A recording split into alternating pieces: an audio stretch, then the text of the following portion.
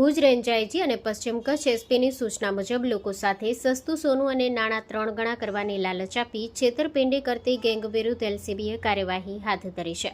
આરોપી ફારૂક હુસેન સમા ઉંમર વર્ષ 22 રહેવાસી શાંતિનગર ભુજની ધરપકડ કરવામાં આવી છે। આરોપી ઇન્સ્ટાગ્રામ પર રાજેશ252620 નામનું ફેક આઈડી બનાવી તેના પર ચલણી નોટોના બંડલ અને સોનાના બિસ્કિટના લોભામણા વિડીયો મૂકતો હતો। તે અસલી નોટોની નીચે ચિલ્ડ્રન બેંક ઓફ ઇન્ડિયાની નોટો રાખી વિડીયો બનાવતો અને લોકોને ઓછા ભાવે સોનું આપવાની લાલચ આપી નાણાં પડાવતો હતો। ખાનગી બાતમીના આધારે આરોપીને પકડી પાડવામાં આવ્યો છે। તેની પાસેથી ગુનામાં વપરાતો મોબાઈલ મળી આવ્યો છે। આરોપી વિરુદ્ધ ભુજ શહેર એ ડિવિઝન પોલીસ સ્ટેશનમાં ભારતીય ન્યાય સંહિતાની 2023ની વિવિધ કલમો હેઠળ ગુનો નોંધી કાર્યવાહી હાથ ધરવામાં આવી છે। જનમિત્ર ન્યૂઝ ભુજ સતત આપની સાથે।